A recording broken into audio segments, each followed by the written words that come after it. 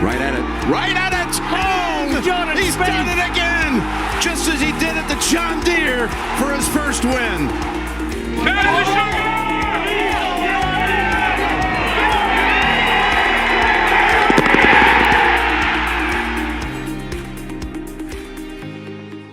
Alrighty, welcome to episode 55, back after a long hiatus. Joined here with special guest Beth L. Freeman after a huge day in the courtroom. Yeah, it was busy for me. You know, I learned a lot about LIV golf and Mr. Gooch and Mr. Mickelson. Mickelson, yes, excuse me.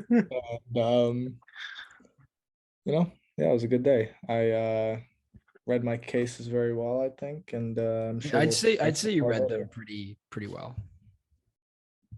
Yeah, that was good. I'm just excited for TPC Southwind. So, yeah, I mean, I second that.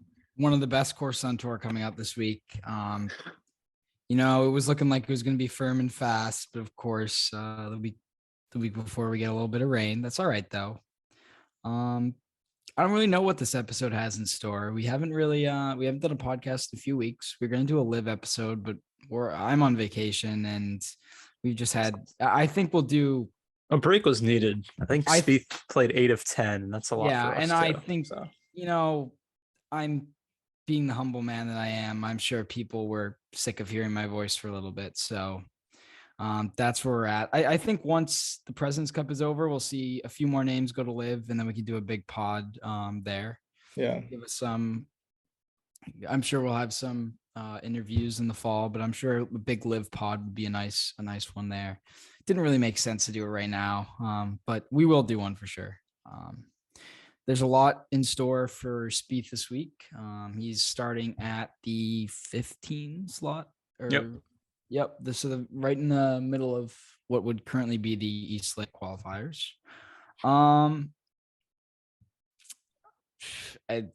don't really know if I expect much. I don't have any expectations for the next few weeks, but you know, I think in all seriousness, TPC Southwind has kind of grown on me a bit. It's not the worst course in the world. It's a little boring, but there's some cool holes. That fourth hole, the par 3, is pretty cool. The 9th hole is pretty cool. There are worse courses on tour.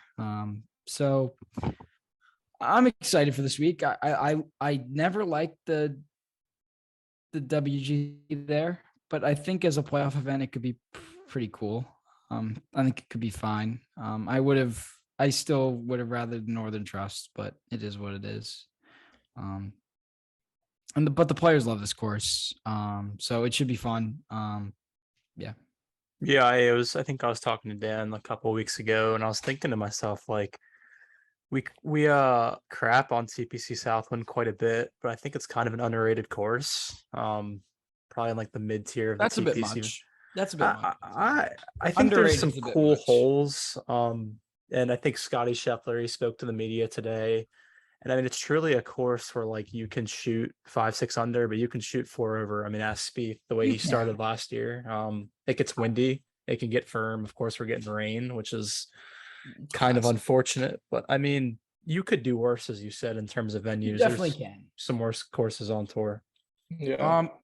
I was just sadly, it doesn't look like there's a lot of wind this week, which is just brutal because it's going to rain tomorrow as well. So it'll be soft and humid and no wind, which disappointing. Hopefully it can firm out a little bit come the weekend, but I think it'll certainly be interesting to watch it kind of unfold like an actual normal tournament rather than just the 60 guys in the WGCs competing. There's a lot of water, so there's a lot of water. There's the volatility, right, of scores. You can make a 7 and you can make a 3 pretty easily on the same hole. And that's why I think the winner usually ends up being like 12 to 15-ish, maybe a little bit lower, just depending on conditions, but also just because you can you're gonna make some bogeys this week, and minimizing the double bogeys is obviously critical in any tournament. But given the amount of possibilities for double that are out there, I mean, there's some tough holes out there. 14 is brutal when the pin is back right. Yeah.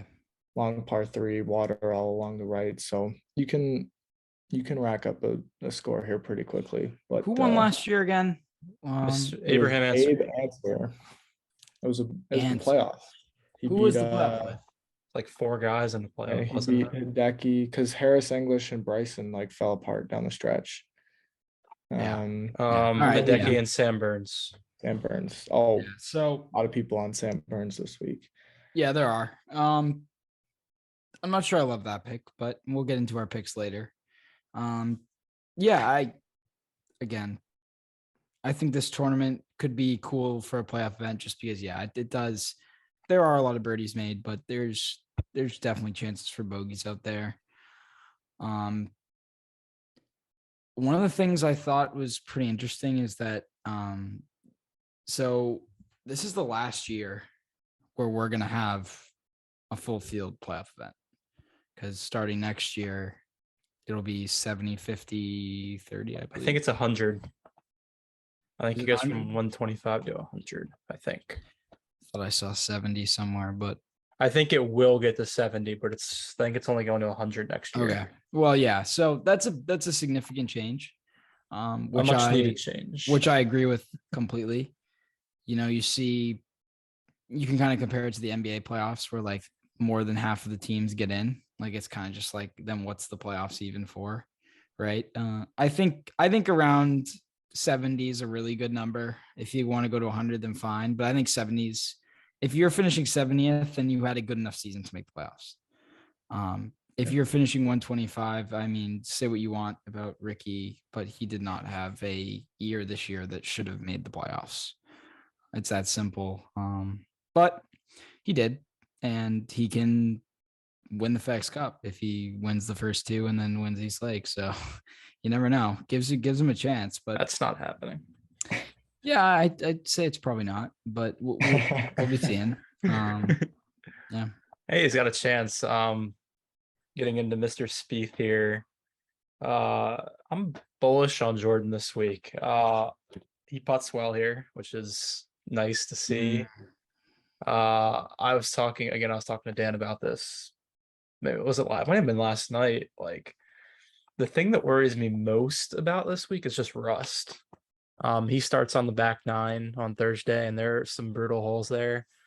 And you can, as he did last year, you can make bogeys, make double. I think if the ball striking comes out strong and he's not rusty, I could see contention. I feel pretty decent. Dan, you can get into why like you think the playoffs are pretty big for him if you want. Yeah, well, no, I just think last year when we looked at the playoffs, they were kind of underwhelming, right? He was miserable at the Northern Trust except for one day. Jordan, you followed him at the BMW, not very good there either. And then East Lake was like meh. Like he threw away. He threw away. Like he was hitting it great on Thursday, and then he just threw away contention, which was fine. Right, and I think it starts this week, and he's gonna make it. The thing that Jordan and I have been talking about is like he's gonna make it it's gonna be as fun as he makes it. Right, like if he's in contention these first 2 weeks, he'll be in contention week 3. Right, and that's just kind of how it works. And the point about starting on the back too is 10's a sharp dog leg left to an elevated green on the approach. 11's an island green. 12's got water all down the right. 14, like I mentioned earlier, is a very tough par 3. Yeah, so that's and then 13's a longer 4. Like the front is definitely gives you an easier start. I think you can start 3 under on the front, 3 under through 3 on the front. The back it's tough. Especially, your first few holes of the tournament. So that'll be obviously a big key and something to look out for. Because he definitely put himself in a hole last time he was here. So I know Jordan's with me on this one. One of the biggest issues with Spieth's game this year is that he has really struggled to par the difficult holes, like really struggled. And that's knocked him out of a lot of tournaments because he's gone on all these birdie runs. And every course, even the easy courses, have their tough par fours. And Jordan has a lot of the time derailed his rounds, making 5 on those par fours that the winners of those tournaments are able to grind out fours on. So that I think that leads right into what you were saying. If he can start off with a few pars, then that's good. But I mean, he starts out with a bogey, like a sloppy bogey. Like we see him start with sloppy bogeys all the time. And it just really sets you back because like it's tough to make. I mean, obviously this is coming after a guy who made 8 on the first hole and won, but that's not really a recipe for success on tour, given how much competition there is. So I'd like to see him in the playoffs, all 3 tournaments, make a birdie before he makes bogey in the first round. I think if he does that, all 3 first rounds of the playoffs, I think there's a lot of success in the future because again, birdies are momentum like starters. If you start 1 under, well, if you get to 1 under before you get to 1 over, like that's huge difference. So I'd like to see him make 3 birdies before he makes a bogey in those 3 opening rounds of the playoffs. I think that is a good starting point. Yeah, I think that's a very valid point and thing to hope for, because he is such a momentum player, right? That if things, he rides it, he can flip it pretty well given how quickly it shifts, but and how drastic those momentum waves can be. And I'd also say like 18 too, with that sharp dog leg left, water on the left. Not played that hole very well ever. And there's just going to be a lot of water balls this week, not necessarily from Spieth, but just in general. And I imagine he'll chip in a few. So I think there's got to come in with an idea that you got to be patient, because you can birdie a lot of these holes, but you also can make 6 pretty quickly. So you really have to, get a scratch out 4s and 5s if you need to, but also understand that, birdies are coming and just cannot have those 6s, which, I mean, duh, but like at this place, it really requires that you're going to be facing 6 in the face at some point. So it can't happen. Yeah. So, I mean, that's pretty well said. I mean, it's an interesting course that we have this week. I mean, St. Andrews was obviously, you had to make a ton of putts. You had to putt really well. This week, I mean, you got to be really sharp. You got to get the ball in the fairway. I mean, you hear this at a lot of courses, but I mean, like these greens, I wouldn't say are the most challenging. He's putted them well in his career, but like as you said, Dan, I mean, you got 11 holes with water here. You got to find fairways, you got to find greens, and he's done that relatively really well this year, but it's in his career, he hasn't done it well at this course. So, I mean, which side it's kind of what the golf bettors do all the time. Do you take course history or do you take recent form? I mean, what are you thinking, Bob? That's a debate I think is fascinating in terms of golf, because there's no other, I mean, the only other comparable thing is tennis, where you have 3 different surfaces, but like a lot of the way different courses play is something very unique to golf. And I think that it's tough, because if you get a guy who's playing really well and goes into 3 courses, he plays really poorly, that can completely derail your form in general, because you're trying to search for things. But overall, I think I take course history to an extent.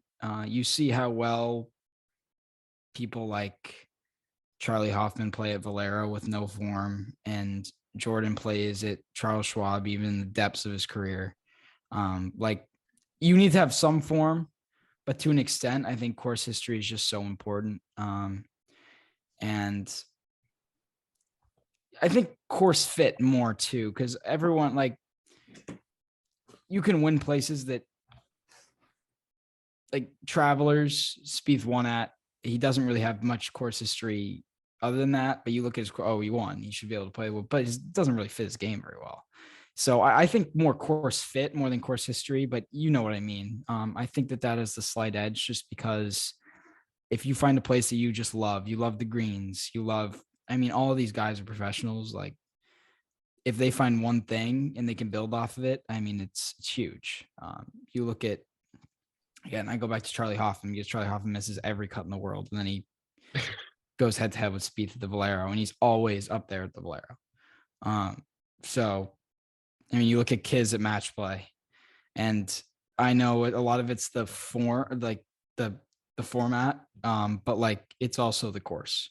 Like there's a reason Kiz plays well at the Travelers and the match play, because the course are short, and he loves, and he can build off those. He builds off of having wedges into greens, and where he doesn't other places. And it's, I think course history has the edge there.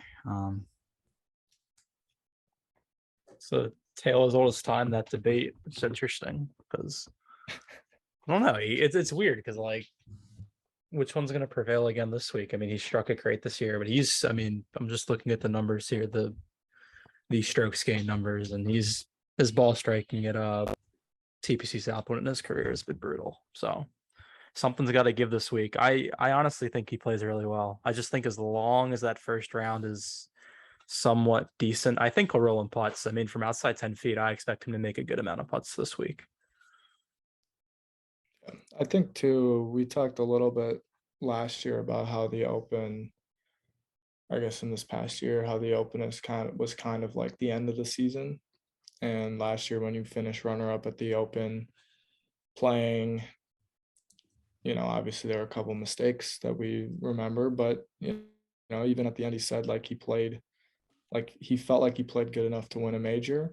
That's kind of the peak, right? So it's tough to sort of rebound from that and get ready for the FedEx Cup playoffs. I wouldn't say he peaked in Scotland this year at all, even though 2 top 10s. Nope. So he's definitely, I would assume. What did he finish at the Open? Like T8? T8, yeah. I would assume work has been put in, because I don't think he's satisfied with where his game is at. And we'll see. We'll see. It's so easy to make a 7 out here that you can play really well and make a triple and just kind of be those 3 shots out of contention going Sunday because you splashed it. Yeah, well, we talk about how weird Jordan's game, like it hasn't been anything like we've seen before in his career. Like he's kind of just like, he's hitting it so well, he can't make a putt, and he picked off that 1 win. And we were just talking about course history. Like he has no course history besides like the 8 birdies in a row at that golf course, and he won. So like sometimes form prevails, and if you're putting well and you're in your ball striking it the way that he was at that time, sometimes form prevails. But like you just look at like how weird the season has been, and how I personally think it's a disappointment how quick that could change if he puts together a few top 10s and then gets it hot at East Lake. Because if he can get a hot putter at East Lake after a few, maybe a top 20 and top 10, he's probably starts 5 shots back. I'd take 5 shots back. If he gets it going, like who knows? Because if he, let's say he top 10s and then top 20s next week, and then wins the FedEx Cup, would you say that that's a successful year? You have, if he wins the FedEx Cup, yeah, like it has to be. Even though for most of the year it's been a pretty big disappointment with the putter, like that can all change with one. Where do you guys rank like the FedEx Cup? Like it's not as big as a major. Is it as big as the Players? No, I think I kind of lean that way. Here's what I think. It's hard to compare to other tournaments, but I think in the modern game, it's important to have on your resume. Like I think it's bigger than the Players personally. Sure. I think just now, what would I rather? You'd rather win the Players. Yeah.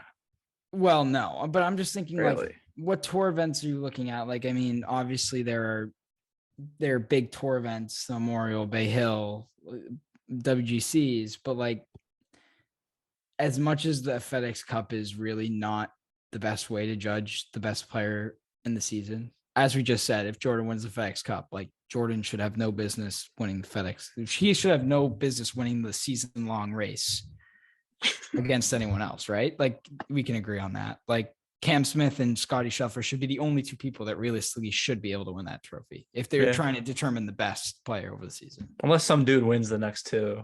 Yeah, with exception of that. But like, as much as I hate the way, and I don't think it's very representative of like who is the best player that season, I think that, as Dan said, it's crucial to have on your resume at this point in your career. I mean, you look at Spieth's FedEx Cup in 2015, and that was just kind of like the cherry on top. Like,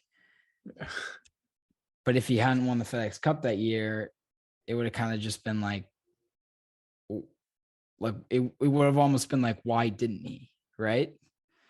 Like, because like you look at the recent winners. Who won last year was Cantlay, which was deserved, I guess, ish. Then you look at who was before that, JT Rory beat Koepka for his second. I think DJ won it, which was also because he just destroyed everybody. Yeah. But like, okay. So you look at like the caliber of names. But like you look at how big, and we talk about this a lot, like how big the PGA Tour wants the FedEx Cup to be. Like if you win the FedEx Cup, like you're promoted as that guy for the year by the PGA Tour. Yeah. So even though it's probably not as hard to win as the players or the or some of the other events, I think it's crucial to have, which Spieth does. I don't think Spieth needs another, but I think it's like you don't measure it like if you have three players, I think you look at that more impressive than 3 FedEx Cups. But if you have one players and no FedEx Cup, you're kind of just like, well, why doesn't he have? Like, I feel like it's crucial to have at least one on your resume. Once you get past one, I think it's a lot less significant. See, here's like, sorry to interrupt you. Like, here's my thing with the FedEx Cup. I mean, I'm looking at the standings right now. If Ricky wins this week, he could get up to second in the standings. Like, that's just ridiculous. And like I've talked about this before, but the fact that a playoff win equals 4 regular wins is just, I couldn't be less of a fan of that just because of how hard it is to win a regular tour event. I think it's 3 now. It's only 3. I thought it's still 2,000 points. I think it's 1,500. It's 15. All right, if it's 15, then I'm wrong. Then I apologize. He could still probably, I mean. Well, yeah, he's still in. If he wins, he's definitely. I mean, if it's 15, he can still get up to 8th. And like, yeah, he's in the East Lake and he gets some strokes as well. So my thing with the FedEx Cup though, like as we went through past winners, and I want to pull them up because I guess even though it's only been 2 years since they've done the starting strokes. Is that right, or 1? 2. Okay. Like it seems like so far they have crowned the person that has been the best all year. Cantlay in 21, DJ in 20, Rory in 19. I guess Justin Rose won it in 2018, but he had 2 wins, and then I guess Tiger won that event. But like JT in 2017 had 5 wins that year. Rory in 16 had a great year. When it first started, there were some weird names that won it. Yeah, that's true. Billy Horschel won in 2014. Haas. Yeah, Snedeker. Haas. Okay, so they must have changed something. But like Tiger, BJ, Tiger. Okay, it's not gonna hit all the time, but recently it's been pretty good. And I think you want to know what I think is that they need to gear up when they'll gear up for East Lake. I mean, say this podcast is living in 10 years. I mean, this is going to be a debate that we have literally every single year. I mean, golf is not comparable to any other sport, so it's really hard to like think about what the best format would be. I don't think that this doesn't feel like the playoffs. It's just someone telling you, oh, it's a bigger event.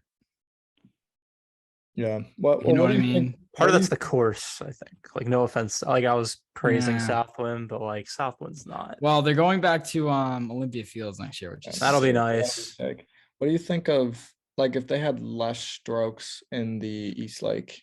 Like if the leader started at 5 instead of 10, I feel like I'd enjoy that a lot more. I'm a big fan of match play. I think it would be really cool if they had some sort of, I think it would, just because it would feel more like playoffs than it does right now. I think it would be really cool if there was, if it was done some sort of match play way. I think that if you're going to call it the playoffs, I feel like playoffs is always meant to be a 1v1 type thing, and golf's not 1v1, but you could make it like that. You'd have to stretch it out a bit so it's not as fluke. Like you need to make the matches. You probably need to do like top 64 and make the matches 36 holes. And that's a lot of golf. But it's over 3 weeks. You want match play for 3 straight weeks? Well, you'd have to. I mean, I think I've said, I don't know if you guys would be a fan of this, but I thought since like if you're the 1 seed, you should have an advantage, right? If you go to match play, right? Yeah. Why don't you have match play, but the 1 seed, if you're the high seed, you start like a stroke or 2 up in the match? That's what I was gonna say. That's what I would love for I think that would be the best way to, and I think that's a lot easier to do over 36 holes, which is why I'm saying, because that's fine. Because I feel like if you do 18 holes, giving someone 2 strokes is almost insurmountable. It's fair. If you give, say, the 1 seed a 2-stroke lead in the 36 hole match, the 64 seed has to play significantly better than the 1 seed while it's still being doable. I think it would be fun to watch. And I think it would be cool having them do it over a few weeks. I like that. I think the only problem is you'd have to come up with something which I don't know how you do it, but the 1 seed should get a bigger advantage over the 64 than the 31 over the 32. Yeah. Well, I'm saying like the 1 seed over 64 starts 2 up, then the 30 starts 1 up. Yeah, like you'd have to do something like that. Do something like that. That'd be fun. Match play for 3 straight weeks. It would be fun. Because it would feel different. Like it's just like March Madness. I mean, that'd be exactly. Sick. And it would give someone a chance to, like, it would give a Ricky Fowler a chance to win, but you'd also have to be top 64. So you'd have to have at least a respectable enough year to be there. Yeah. And if you'd have to play well over 36 hole matches for 7 straight 36 hole matches, like you'd have to be the best player consistently. Yeah. I like over that. 3 weeks. And because, we talked about how we don't think that this is the best way to figure out who the best player was the whole season. I don't think it needs to be necessarily the best player who was all season. I think it should be, I've always been a fan of the playoffs being the 1 seed. The top seed should get a bigger advantage. And in other sports, they get to play worse team. But in golf, anyone can have a good day, and it's not really like that. Obviously, the 1 versus 64 is a big difference, but like the 18 versus the 47 might not be. So, but I think it would definitely figure out who's the best over 3 weeks. And I think the problem with this format is that you can have 1 good week of the 3 weeks and then just have a mediocre week at East Lake and give yourself a chance. Yeah. That's my issue. Yeah. I think the 36 hole thing is interesting, and it's probably a more fair representation of who's better over the course. Because if they play from 64, there's 7 rounds, so they'd play basically 3.5 tournaments, which is what they have. And there would also be a significant advantage to winning bigger. If you win with 7 holes left, Or rest, you have to play less holes. Yeah, no, I think that's fair. I think it would be a really cool way to determine it. It will never happen out. Yeah, no, I don't think so either. And to be honest, like, I don't really, match play is not, I'm not a fan of match play for all that much. That's a huge, like, it's fine and it is what it is, and I like mixing it up. I don't think I could do 3 straight weeks of match play. I just think it should be different. Yeah, I'm not a fan of my big difference is if you do 36 hole match play for 7 straight weeks, and as you get to the final, it might not have as much intensity, but the only difference, like the feeling, the atmosphere, the only difference this week compared to the 3M Open is that there's more money, it's better players, and they're telling you it's the playoffs. It doesn't feel different. Like it's still just a golf tournament with more points. That's fine. I think personally, I would just do the first 2 like they are now, and then you get like a 20-man match play final. I'm totally down for that. I think if you do the first 2 with, I think 1,000 points is better, not 2,000. I still think 2,000 is too much. Because again, I think I agree with you. I think having 2 weeks as it is now, and then the 3rd week be 16 match play, because then if you get down to the top 16, then you don't even need to give out stroke advantages, because honestly, at that point, like all 16 of those guys should have a chance. Right. And they're all fighting for seeding in the previous 2. Exactly.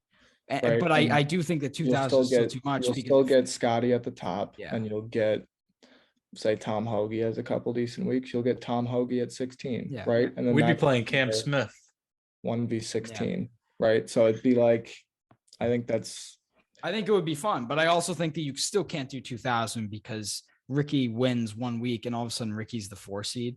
Well, yeah, don't do 2,000. I think you just make them like 2.5. Not even. Yeah.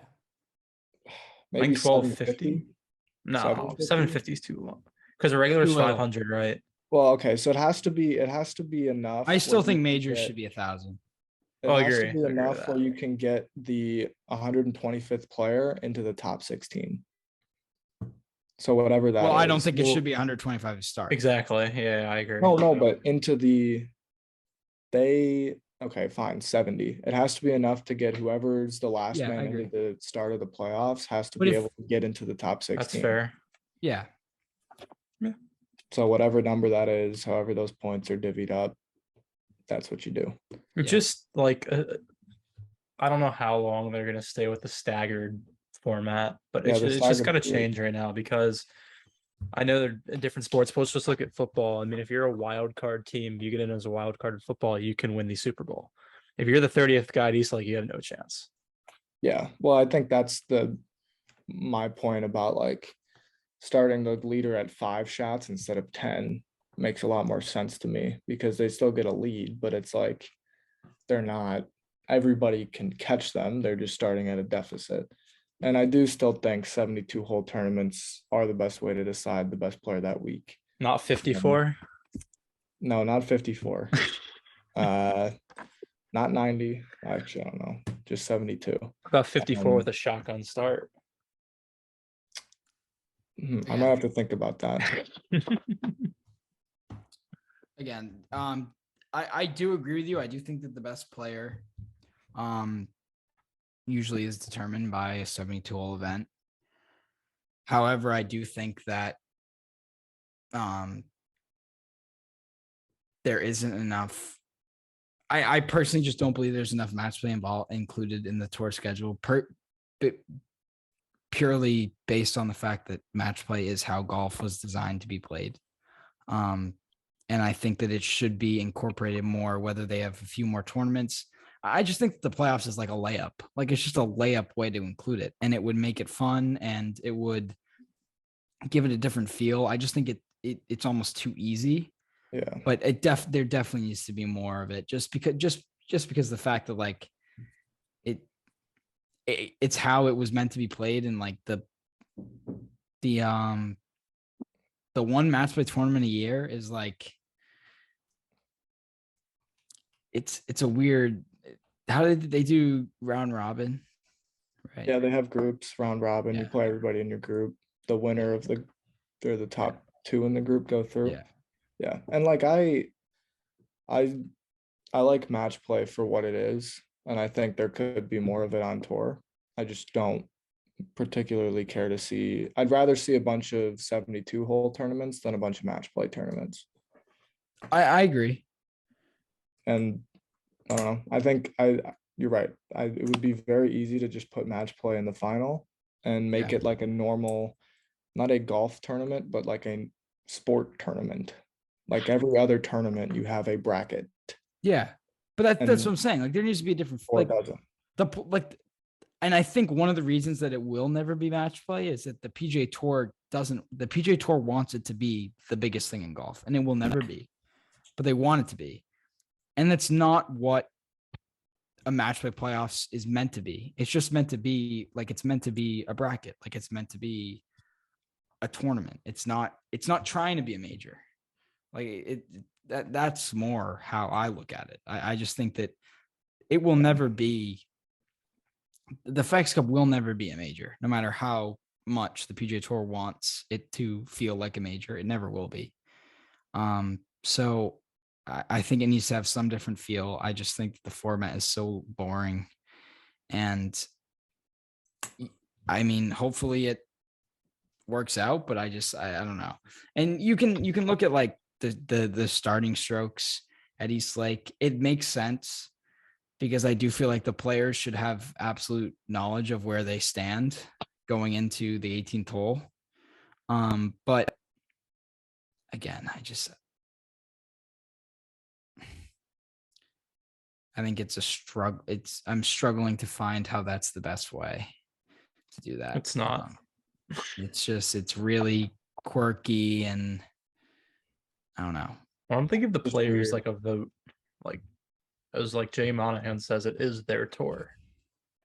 Why don't you just give them a vote? Give all the members a vote. Well, what do you roll with that? Well, I think the players love it. I mean, we don't know. Like you're not gonna get a majority that say they love it. Yeah. I mean, I think too is that hopefully, because I think now some players are starting to pick up on the fact that like, hey, you got to be in the top 4 or 5 to have a chance at East Lake. But I think that's kind of the problem is if you're going to bring 30 guys to East Lake, you can't have 25 of them thinking they're toast right from the get-go. So. And another thing is the reason people want to get into East Lake so bad isn't even like the people who are trying to get in that 30 spot are trying to get in for reasons that have nothing to do with the FedEx Cup at all. Right. Like it has to do with next year's eligibility. Like major. They're not trying. If you're on the bubble at the BMW, you're not trying to get into that 30 spot so you can win next week because you don't have a chance. You're trying to get in so that you can get in because the top 30 gets you into a bunch of things. Yeah. So yeah, it's a mess. But again, top 125 gets you into the players. I've heard people say that they should do something like tennis. I like tennis. I do not know how the playoff schedule works. I've heard a lot of people say that they love the way that they do it over there. I know they have different events. They have like ATP 1000s. They have the majors that are 2000, and then they have 500 and 250s. I don't know how their playoff works, but everyone has praise for it. So I'm going to do some research into that. I maybe it could work for golf. I don't know. Because I'm trying to think of another individual sport to compare it to. I think that's kind of the point of like Kyle Porter does that normal sport thing. Like golf is just so. It's different. So sometimes ridiculously different that you kind of just have to embrace that it is what it is, Yeah. and this is how it's done from now. And hopefully it changes a little bit at some point. But we'll see, because I bet you the tour thinks the last 2 years they've had the best player that season win the FedEx Cup, so they think they're 2 for 2. And we'll see if that changes this year. Like if Scotty or Cam don't win it, I wonder if there will be some like rumblings of change. But if Scotty or Cam win it, then they're thinking, all right, well, these guys were clearly the 2 best players. So if Cam wins it, that would be crazy. Well, in terms of live, yeah, but he won the Century. Well, he would deserve to win it, but it would be. I mean, at that point, yeah, they don't want Cam to win it. If Cam Smith wins, he would hold the PGA Tour's 2 biggest prizes. Yeah, and he honestly maybe even 3, because he won the Tournament of Champions, which is like, I mean, the tour doesn't like bump that up too much, but that is like. It's becoming bumped up. Tour's champions from the past year. So that is probably their biggest. I mean, because if you want to talk about like the WGCs aren't necessarily PG, like you don't think of like they're not PGA Tour events specifically. World Cup. You're right. Honestly, I mean that's probably the 3rd PGA Tour event on the list. I mean, I like Bay Hill and Genesis are bigger events, but like in terms of the PGA Tour's brand, Tour Champions is that. So yeah, I think you're right. No, I'd agree. I mean, the tour, the Century purse next year is $15 million. Right, that's a big. It was, I think, 7.2 or 8.2? I think it was 8.2. Yeah. I mean, that's a massive increase. I mean, they're elevating that event. Yeah. Quite a bit. So yeah, you can make a big case that he will have the 3 biggest events on their schedule, which is nuts. Yeah. And for those who don't quite know why Cam Smith's a big deal at the moment, it's because he's signed with Live according to a source that has been pretty on it, and not like a I mean, there have been monthly.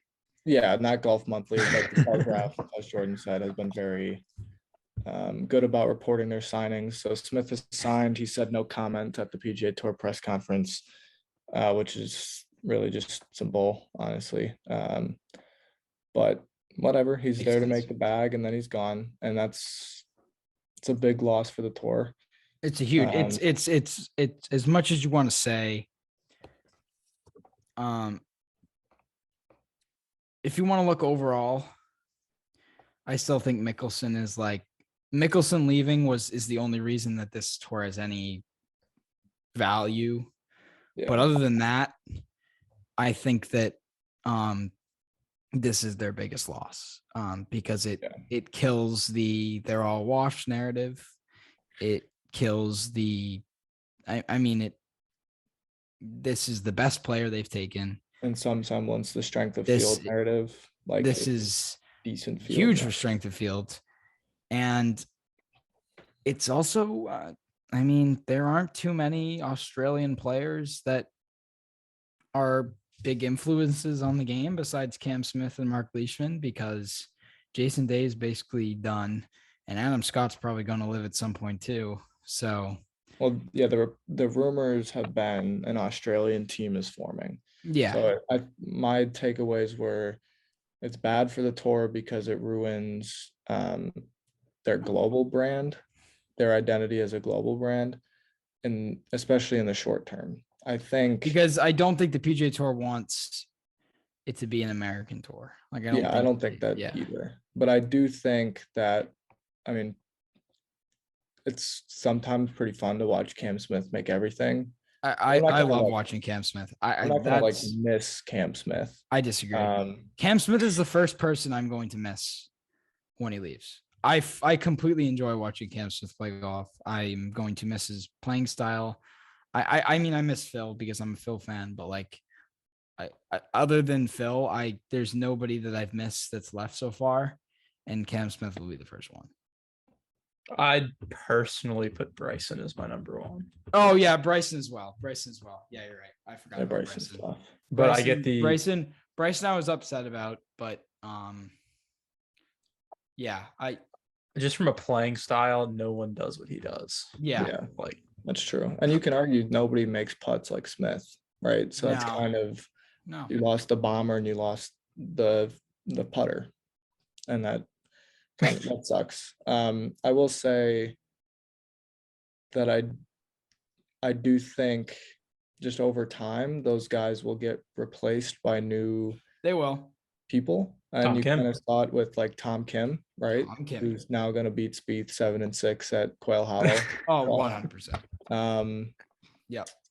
He will run over Spieth. Right. And I think the tour, if they don't screw it up, they will find guys whose dreams have been to play on the PGA Tour and get them onto the PGA Tour. But well, I'm saying I'm looking at like the smartest thing. I mean, I think the PGA Tour has been pretty stupid in this in a lot of regards in this thing because of like they basically disregarded it up until it became a thing, and it came back to bite him in the butt. But one of the smartest things they've done was granting Tom Kim that membership, because he would have been like a guy that Liv would have gone after, and if he was fighting, they still can. Like that was my thinking. They still can.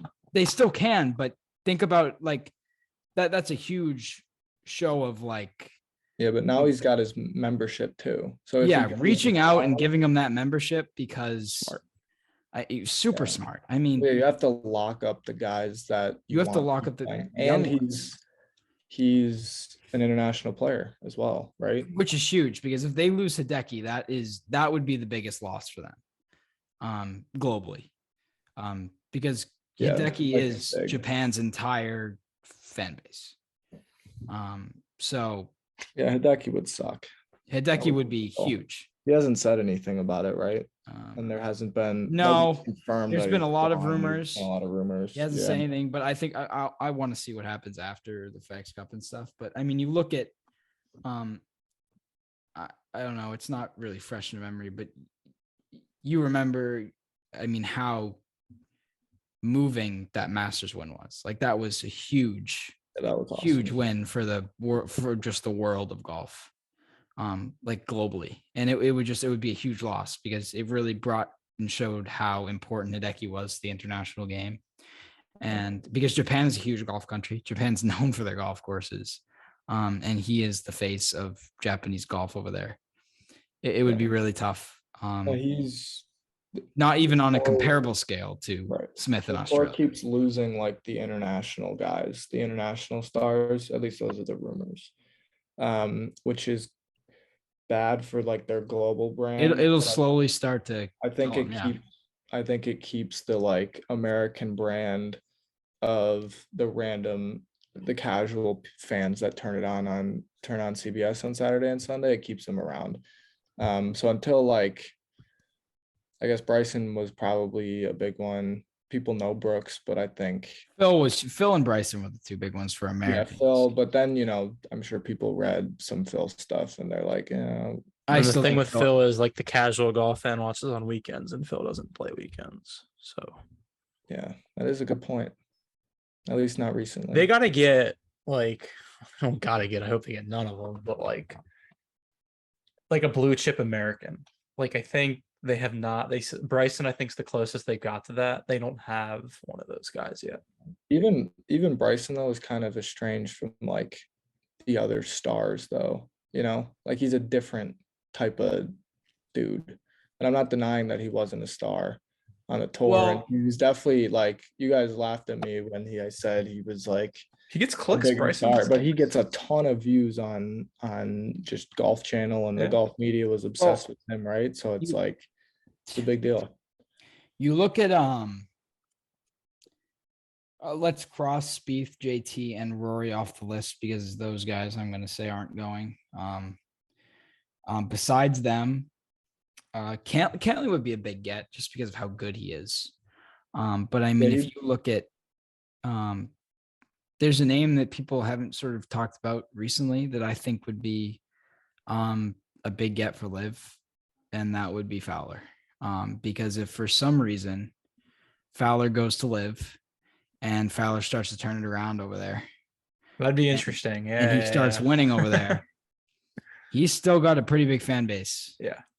And if he starts bringing that fan base over there and he starts winning again, and God forbid he wins a major while he's on live, I mean, that completely, I mean, if Ricky Fowler already has a bunch of casual fans, and then he has his diehards as well, plenty of diehards, but like he has a lot of casual fans who just can't root for him day and night out like we do because he's just not good right now.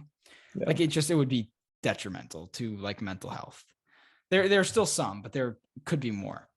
I mean, if he won a major, that fan base, everyone who used to be a diehard would come right back.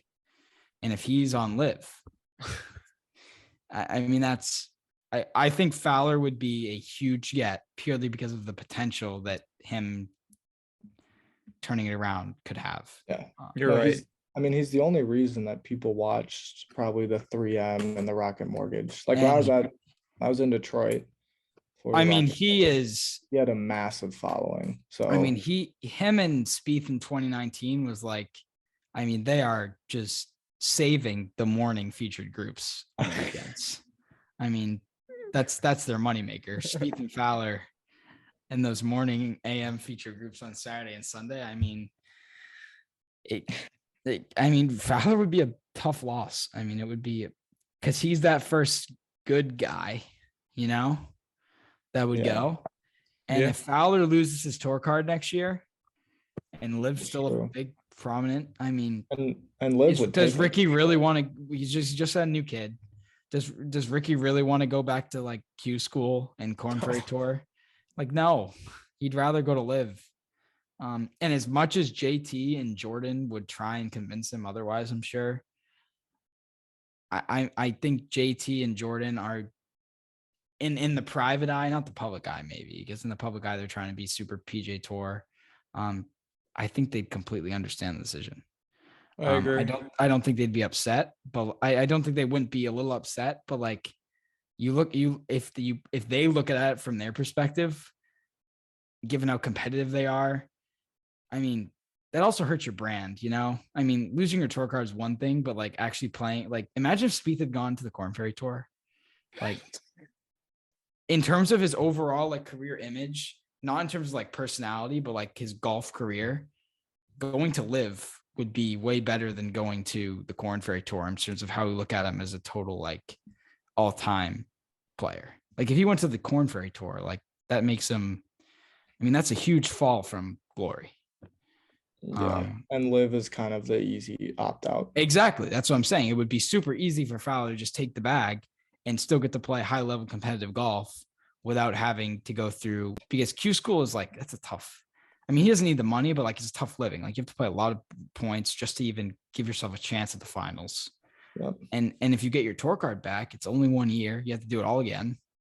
And I mean, it's just, go to Live and play high-level competitive golf. But like it's not like it's it's high level, maybe. Like a high level for sure. It's a high level exhibition. I mean, it's somewhat competitive. It's a high level exhibition, but it's still golf. And for those guys, I mean, they can get the bag. Golf. They can go play the Asian Tour as well, which is cool. Exactly. You know, you play which less will actually golf, be you big play for the the Asian Tour. Well, yeah, it's massive for the Asian Tour.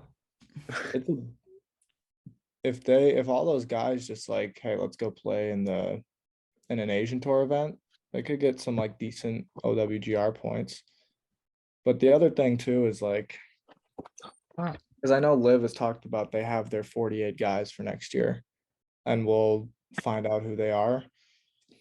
But it remains to be seen like what happens if, you know, I'm assuming Pat Perez will still be one of those 48 guys. But if they got some other dudes and they're just like, all right, Pat, you're gone. What does Pat Perez do? Well, that's what I'm saying. Andy Ogletree shot $1 billion. He got kicked, and now what is he doing? He's been replaced. Right. And here's my opinion. I think that Liv, and I'm trying to put away the money side of it because obviously, like, I don't agree with Saudi Arabia at all, and I still do think that I can get past it purely because of, I think a lot of money is bad money. But I mean, if you look at purely just from like a product standpoint. Like if this was the PGL and there was no blood money involved, the Live Tour could do a lot of things to make the brand and product interesting. Like if they did something where like you still have 12 teams, but it's the same teams throughout the year. And you have say Andy Ogletree is like the fifth man who plays 2 of the 12 events and gives old Matt Wolf over here a break for 2 of the 12 events. If he has a wedding, like subs and stuff, like it would be interesting to see what they could do with it, because as you're saying, like where does Pat Perez go if they get Spieth, Rory, JT, Rahm? Like where do those bottom guys go? Tour, probably the retirement home. Yeah, but like you're looking at all these guys, and I know that the Live Tour is the highest level of like moral and honest treatment, but like I'm sure Greg Norman told Andy Ogletree, "Oh yeah, you're fine. Like you're with us. Come join. We'll give you all this money, and you can play in 12 events next year with huge purses." And he's probably not going to play another Live event. Too bad. I mean, you can kick rocks for all I care. Yeah. So, I mean, like that's the risk you take. I mean, they're. Do we know how long these suspensions are for? Indefinite. I think they had them at 1 per every event you play, 1 year. All right, so Andy Ogletree can play. I don't think July. he teed it up in Live though. Andy Ogletree shot like 47 over at London. Oh, that's right. Okay, so then but I don't think he won't retain his card. Yeah, he'll have to Q school, and he wasn't a Corn Ferry Tour member this last year either, so he's in Q school. It's also pretty bad. I hope he got his college degree. I think he did. Oh, there you go. Can fall back on that. James Pyatt's interesting though. Yeah, Pyatt's interesting. That guy has some like he's got that kind of like swagger. Like you just like. Yeah, it's because he's a Michigan State kid. That's why that's why he walks around like that. Ooh. God. Not a big fan. Come Live. I freaking want to just give Tom Kim 20 million guaranteed. Dude, Well, exactly. Tom Kim would have been a huge get, because that kid is going to be. He's going to be something. I will say, he's very. I think he's just like the Asian Spieth. Like he just made everything last week. I mean, he even hit a coin and it still went in. And you're like, I mean, making an 8 to win winning is like a very Spieth. Yeah, no, that's it. He won by like 3 or 4 too. So he basically gave the field 4 shots and then beat them by 3 shots or 4 shots. That's so sick. That's so sick. For 71 holes, he dusted everybody else by 8. And to also be fair though, like he just hit a bunch of greens. Like Sunday was so good. I didn't watch a ton, but I looked at like the shot tracker after to see if he was like scrambling a bunch. No, he just had like 25 feet for birdie every hole down the stretch. And it's like, man, that dude's just. He's just also got a very relatable personality, like calling himself Tom. Yeah, that's it's just cool. like it's just like. And the video where he's like, I love America, but I always get fatter or something like that, because there's like Taco Bell and Del Taco and Panda Express and some other. He just rattled off a bunch of fast food places. Yeah. Well, I'm a Tom Kim fan for life. Oh, for sure. And he's got more wins than Torres on the tour. He's got more wins than tons of people that we've been. Yeah, but Will Zalatoris is like, young. Wait, is he considered a rookie now? Kim? That's a great question. Because if he is, I don't know. I think if he is a rookie, I think you have to give it to him over. Well, because he won. Well, then it's kind of like the Garrick Higo, what's his name debate. Who won it last year? Torres. Oh yeah. Okay. But like the debate before was like Cam Young. Cam Young didn't have 4 top 5s at the 4 majors. He had like 1. True. Yeah. So now it might be even a tougher debate. I mean, you think there are like Tom 5 also people that played have a really chance. well. You have Ramey, who won. Ramey won. Yeah. Ramey ain't winning. Yeah, it's he's not not him. winning. Sahith, No. No. Cam Young's Cam Young. bested all those guys. Young, Riley. Davis. Cam Young. I would rank it including Kim. I'd say Kim, Young, Riley, Thigala, Ramey. Yeah. I don't know where Kim. I hope he's not a rookie. Yeah, Just to make it easy. And I think it should be a rookie next year, though. because it's not his first year on tour. You know, First weeks even though on he tour. played tour events, he wasn't a first year tour member. He didn't get the rookie hazing that I'm sure JT performs on all the rookies at the Safeway, or excuse me, the Fortnite. Napa. I don't know. I'm just spitballing here. That was good. Bets?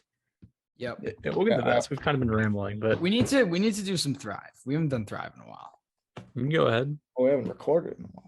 Yeah. Yeah, that's true. Let's here. I'll open up my Thrive and see. What We did did. thrive. We did thrive at the Open. We did do Thrive at the Open. I don't know if lost. Brilliant. It's been a while. All right, let's do Thrive quickly, run through it. Then, of course, we need a new question of the pod from Dan. So get thinking. All right, let's see what we have. All right. Let's see what we have. What's the par? 70, right? Yep. And is it going to play easy or hard? easy. Should be. It's raining today, raining tomorrow. So when this comes out, it'll be Wednesday. It'll rain. Thunderstorms. It'll be humid because it's Memphis. So the balls will be. I'm thinking under pars is going to be an easy. Like I think 2 under will get you like T35. So whatever that means, because they'll still have it tricked up a little bit. All right. I love Cam Smith under 11.5 pars because, as you said, there's a lot of birdies, but there's also a lot of bogeys out there. So I like that.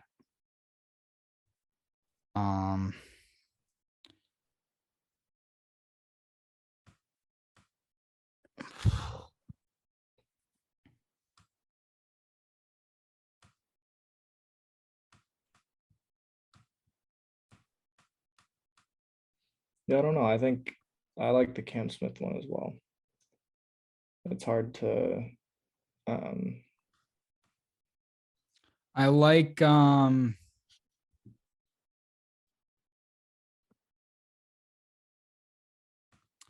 Morikawa under birdies in Eagles.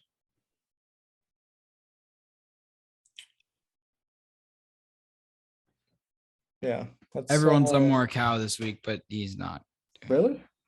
Yeah. Morikawa has not been in good form. I believe Jordan brought it up in one of our chats that Hideki's going over bogeys. Finau under pars. All right, I'll go Rory under strokes.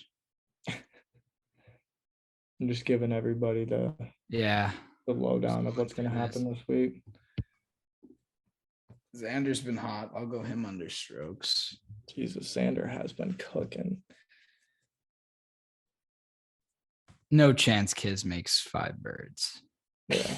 Well, especially if it's soft. He's, I mean, he could still do it, but he'll need the putter to roll a little bit. Taurus under pars. Sounds like there's all the plays, man.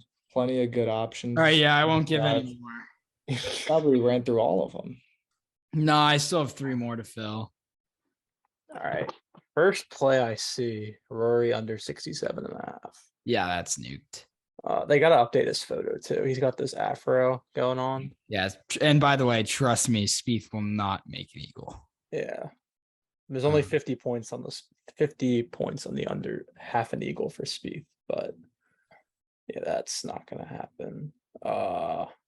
well, there's only 2 holes to make it happen, right? Number 3 and number 16, both are reachable, but you have to hit some good second shots to get there. I guess 16 is doable, but you're kind of banking on it for that 1 hole. So 3 is tough. There's plenty of water on 3. Colin, yeah, I like that too, Bob. 3.5 eagles and birdies. I take the under for 115 points.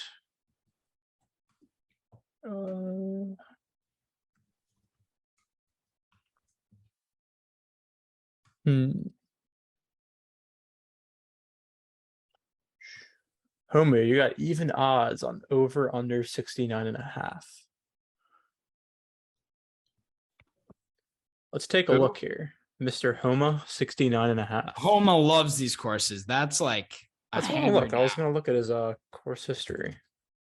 Has he played here a lot? Probably was here because it's been a WGC, right? So we're gonna find out. He might have played it when it was like just. He's played really badly here. Okay. Really? He plays well at these courses. 66, 85, 61, 52, 51.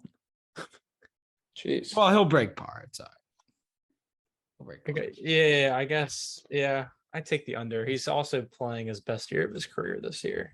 Yes, he is. So take the under there. Yeah, Homa's President's Cup lock, I'd say. Which is cool. Has to be, yeah. So, yeah. I'll look at my I will. Yes. Going into this year, I was like not a Homa fan. I am now a Homa fan. Homa's a beast. Beast. I will get into my Fanduel plays now. Run through them real quick. Yeah. Outright, Zalatoris. He's winning sooner or later. Wow. Loves the big fields, the spotlight. Always going to play well. Zalatoris got 20 on him. Placement, I'm going with Spieth. It's a top 10 at plus 260, 50 on that. Wait, hold on. Where do you see course history for players? If you click on them, the Data name, golf. scroll on to the bottom. PGAtour.com? No, data Oh, golf. Data Golf. Okay, let me see. All right, so I'll you find that. Spieth, top 10. As long as he's not rusty in round 1, I think he plays well. I think he's going to make a lot of putts from outside 10 feet. And I just need the ball striking to not be rusty. And then Group D. This is interesting. I have Hovland to beat Sungjae Im, Morikawa, and Sam Burns. Let's not forget that Hovland nearly won the Open. And Sam Burns has the worst odds in that group at plus 310. I could see you taking him too. I don't know why Sungjae and Colin have better odds than Victor and Sam Burns. So Hovland at plus 300, I got 30 on that. I like those. I'm not. The more I think about it, the more I think Hovland. I think this weather probably suits him because he's just going to flush it.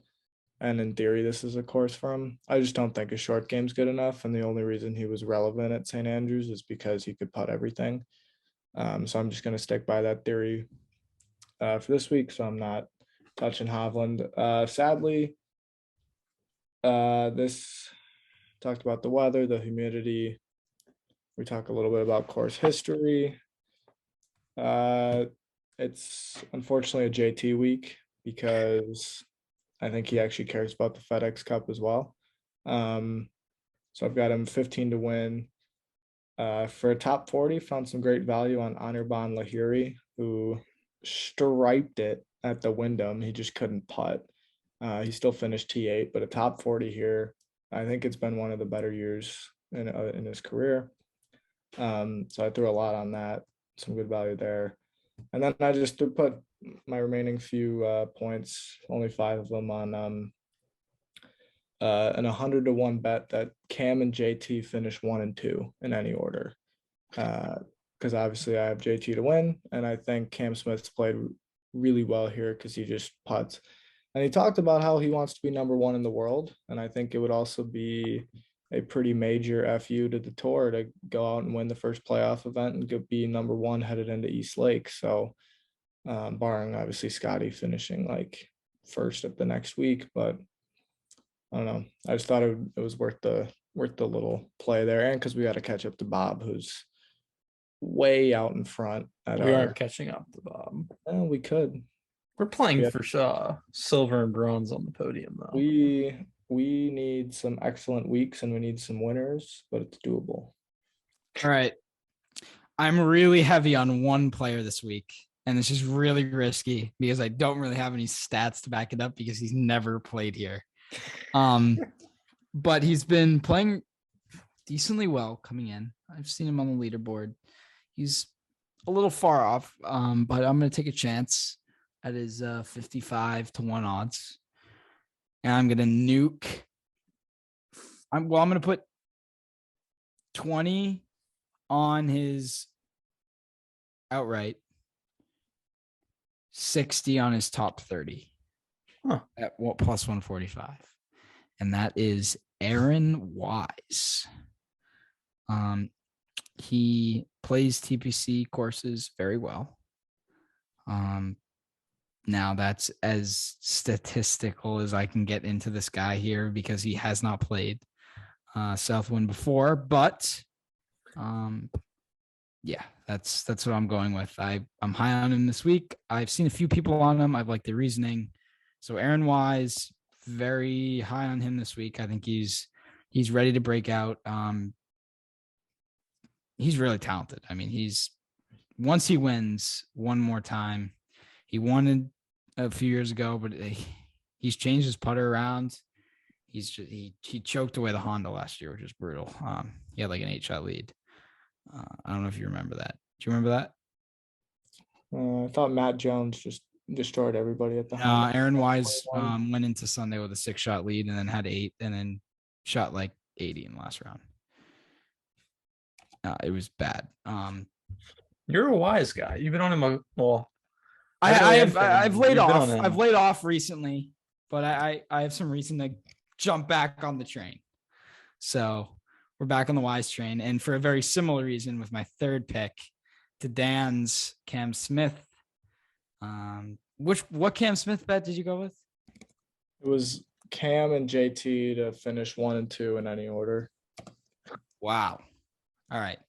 Well, for my last 20, after all of this, after he just won the Open, I think Cam Smith's going to come out firing and be the round 1 leader at 29-1. So 20 on that. You had 20 on the outright, 60 on the top 30, right? Yep. Okie dokie. So Aaron Wise, baby. It's an Aaron Wise week.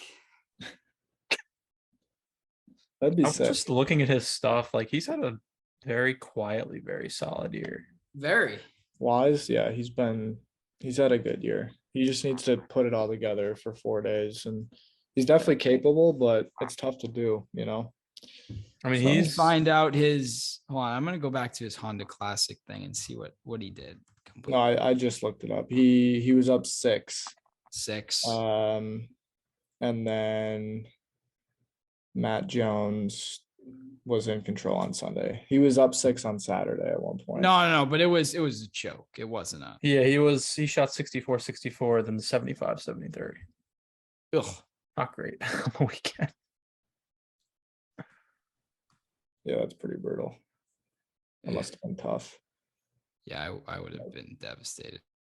But must have been maybe the Tillery block got him. I think what's tough too is he was 3 under through 5. Like, yeah, Bob's right. He was 3 under through 5 on Saturday. Yeah, that's what I'm saying. Yeah. Like, he was in control and made a triple on the 10th and a double on 16. Oh, I'm reliving it. I remember watching it.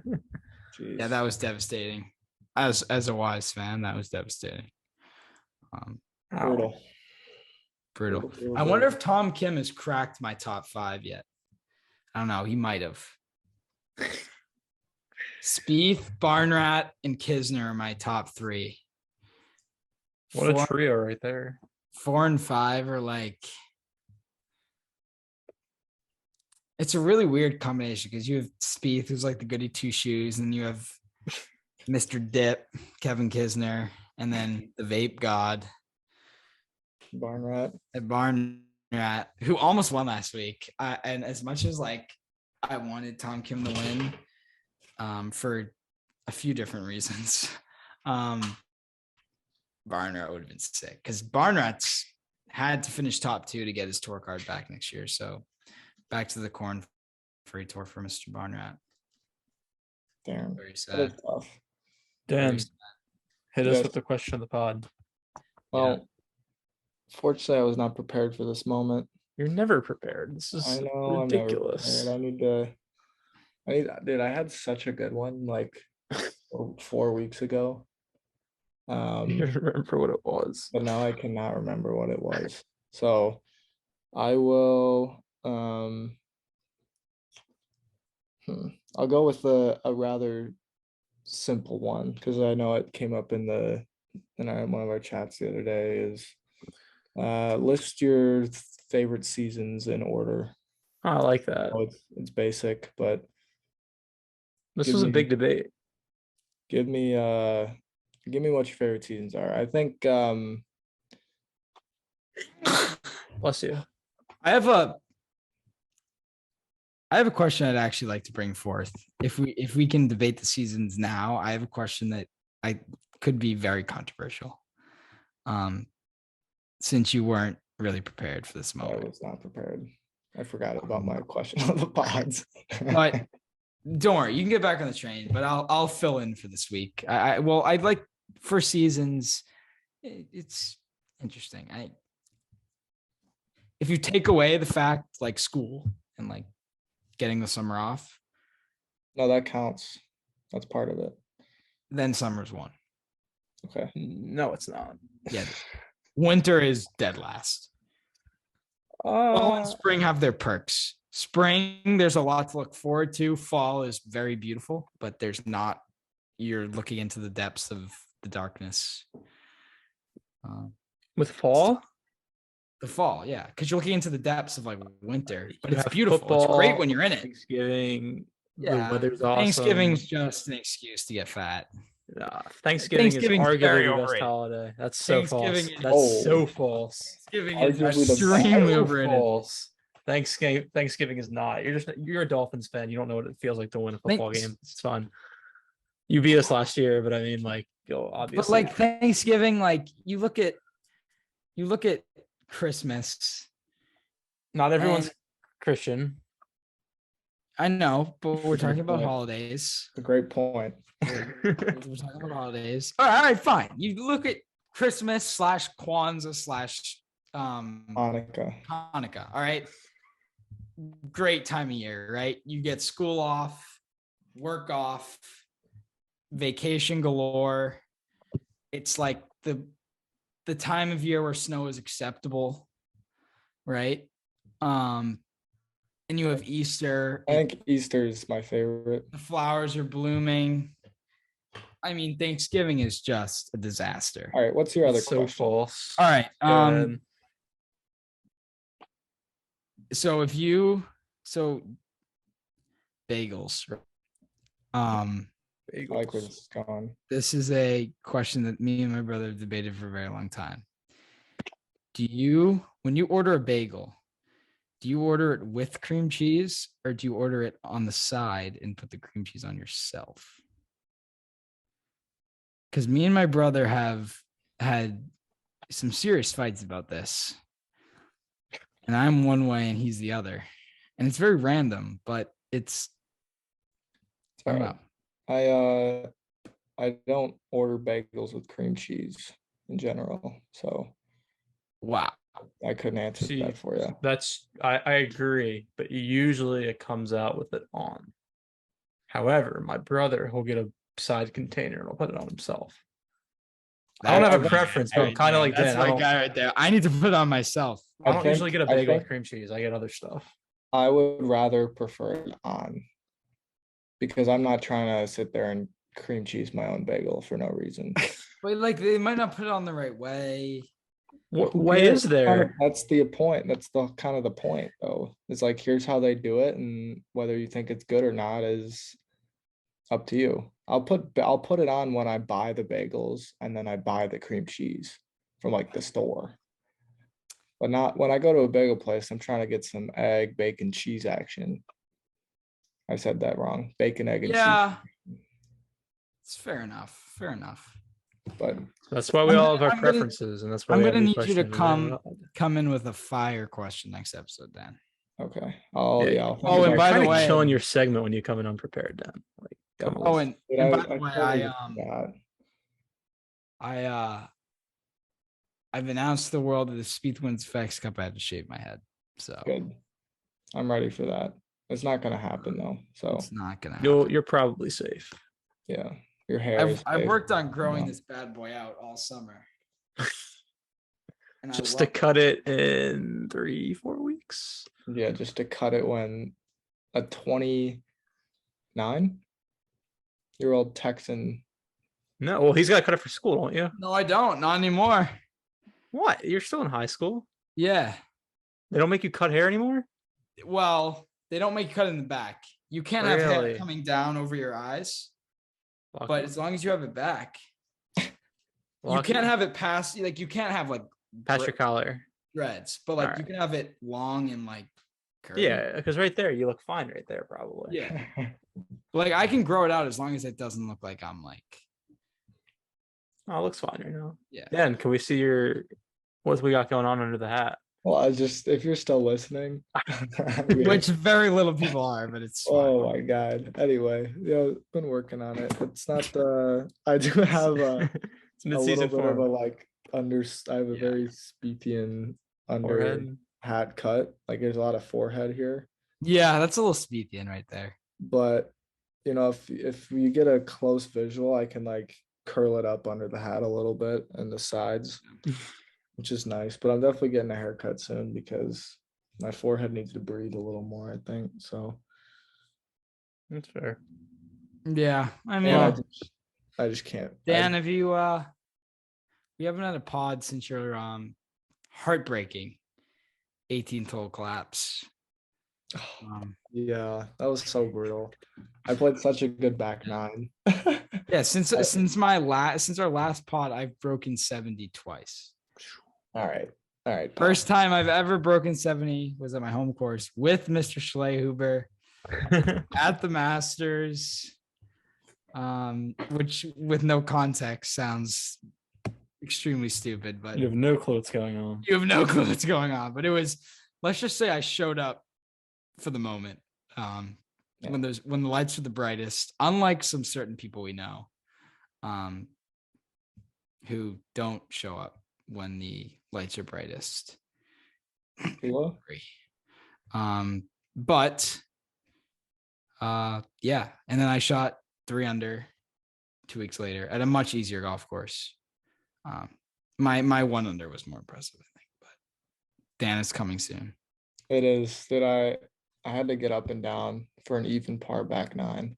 Yeah. And I had a great chip. When you shoot 79, I need like an iconic picture, like cigar in mouth, holding the ball next to the flag. Yeah, we'll see. It's coming. I'm playing quite a bit this weekend, actually. Ooh. We'll keep us updated. Some different courses. Dan might break 80 by the next pod. Wow. That would be fantastic. I would love that. Yeah, that would be anyway. I think to the 3 people still listening, we appreciate it. Thank you. Jordan, would you like to say your farewells? Yeah, we appreciate it. I mean, if you're listening this long, I mean, you like our voice. Like we can see like statistics too, like what % of people watch until like a certain like time into the video. So if you're watching this long, you're a real one. We appreciate you. Real quick, you guys are the biggest fans, really. You facts, yeah. Real quick, Dan's got a message. Give me like a final finish prediction this week. I'm gonna go T 17. Do you want a hot take? Yeah. I'm gonna go miscut. There isn't a cut, so it's not happening. There's no cut. There is. There's no cut. There is a cut. There's 125 players. There's definitely a cut. There's a cut. I don't think there's a cut. There's 100% a cut. There is not a cut. There is 100% cut. It's a playoff event. There's always been a cut. 125. No way. He missed it in 20 or 19 to end the season. Really? Yeah, when he was playing so bad, he missed the cut. Well, I guess he could miss the cut then. Yeah, so I'm gonna go miscut. I just think it's one of those weeks. I think he'll bounce back at Delaware, wherever it is. I don't see him bouncing back there. T6 this week. I think he plays well as long as he's not rusty. I love it. But Oh yeah, we'll figure that out. Signing off. Take care, guys.